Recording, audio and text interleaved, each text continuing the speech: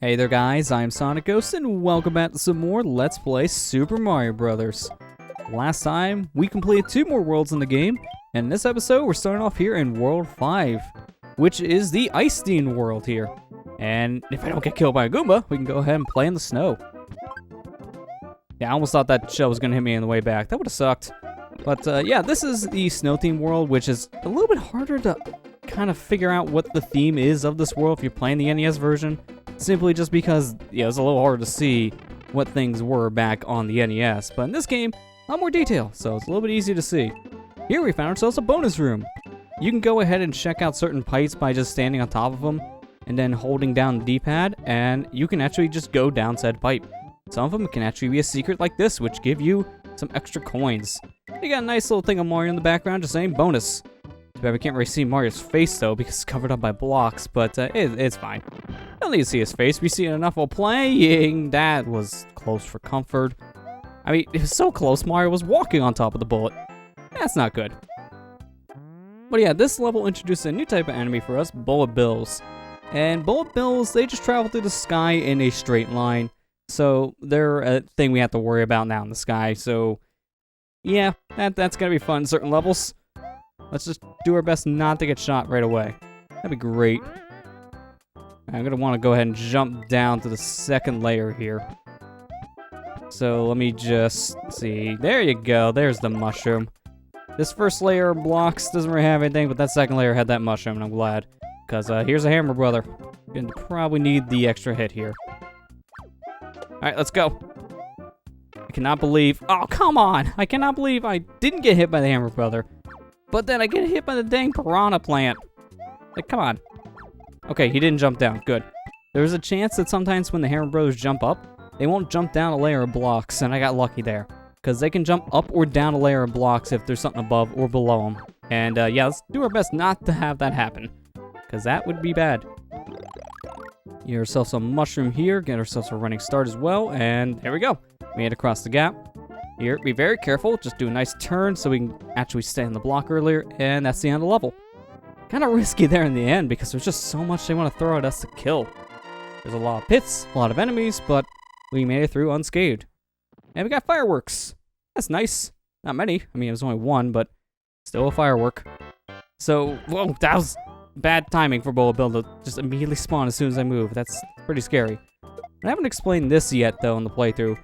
Whenever you complete a level, there'll be a chance for you to get fireworks. Depending on what time you finish a level, then you can have fireworks at the end of it. And you can get a multitude of different results based on what your timer is actually at when you beat a level. Sometimes you get a lot of fireworks. Sometimes, like in my case, you can just get a singular firework, which kind of feels a little disappointing to get. Like, oh, look at this display of nothing. This is really not much to display.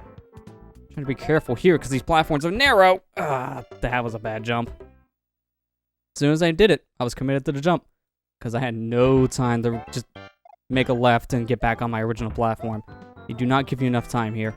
So, want to be not doing that. I was going to say very careful, and as soon as I was about ready to say it, my jump was too small. So that, yeah, just like abort the sentence. Try this again. There, finally, third time was the charm. Be careful not to get shot, and I'm getting near the end. If I don't clip a bullet, then we should be safe. There we go. We made it to the end. Perfect. So now let's go ahead and enter our fortress level of World 5, and hopefully it won't be as deadly. Who am I kidding? We're gonna die. Especially when I'm a small Mario. Very likely for me to die. The later we get in the game, the harder it gets, and here, I'm not even gonna go for that power-up. It is not worth it for that fire bar. It's just too big. It is way too big to take a risk with. But here, I'm just gonna go ahead and wait this out a little bit, and be careful of the fire being shot. This may look a little familiar, actually, because this here is a fortress we already went through in terms of raw design. They actually do reuse a lot of the design in this game. You've seen that a lot of levels are looking very similar.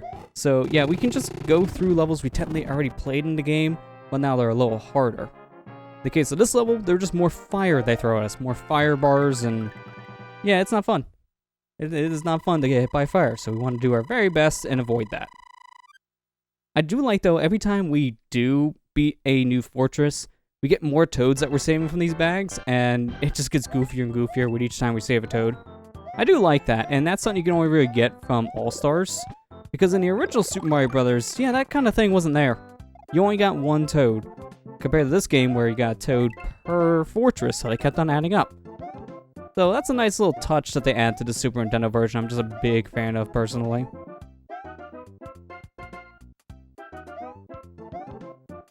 Careful here not to get hit.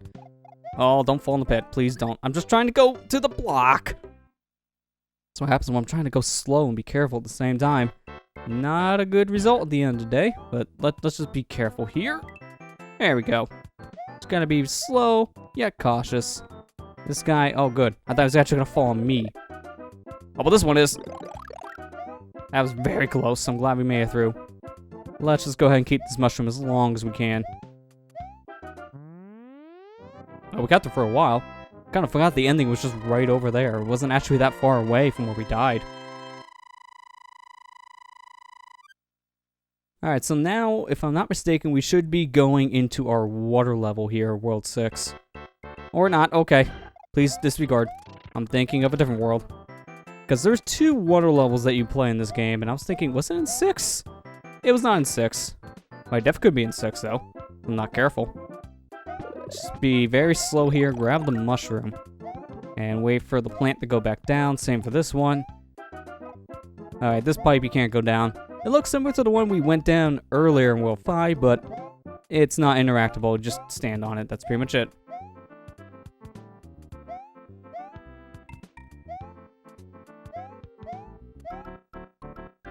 A lot of piranha plants in this level, as you notice. Every single time we turn around, here's a new plant. They just want to munch Mario's feet. There's just so much munching. Careful here, jump over everything, and beat the level. It would be a shame to die right there, because you're next to the flagpole. So if you die there, and then you jump over the blocks and see the flag, it's soul-crushing. Because you just realize, oh, I was right there. If I was more careful, I would have lived. I've done that plenty of times in this game. Die right next to the ending. Yeah, it sucks. You know what else sucks? Putting trampoline platforms right next to bottomless pits. It's terrible. It's real bad. And I'm probably gonna die because of one of those things. I'm gonna call it now. They love using those trampoline blocks in Super Mario Bros. Lost Levels, which was technically the sequel to this game in Japan, except that actually it wasn't for us here in North America. Super Mario Bros. Lost Level in Japan is actually known as Super Mario Bros. 2. But when Nintendo was thinking of bringing it stateside, they looked at the game and thought, that would be too difficult for the American audience. So we never got it originally. It wasn't until the Super Nintendo release of Super Mario All-Stars where we got the Japan version of Super Mario Bros. 2. Instead, we got a completely different game from Mario 2. We also got Mario's death here. That wasn't fun. Let's try not to do that again, please. I don't like swimming in lava. It's too hot. Yeah, we originally never got the Japanese version of Super Mario Bros. 2 until almost a decade later. It was actually insane. But you play it and then you realize why we never got it. The people from Japan were right. The game was too hard. Like, seriously, it is brutal compared to the original Mario Bros. Here. There's just so much they throw at you in that game, and it's just very deadly because of it. Not a fan of it, if you want to be honest, for that reason. I think it's a little too hard for its own good. I prefer the Mario 2 that we got over here. It's a lot more fun, in my opinion. Also, I just love how all the toads just combine their heads into one, just making one giant toad canoe. I would definitely ride in that. That looks fun. But now that we've beaten our next fortress here and entered World 7, I'm going to go ahead and end the episode on that note. Next time on Let's Play Super Mario Bros., we'll continue on here in the game in World 7. I'll see you guys next time.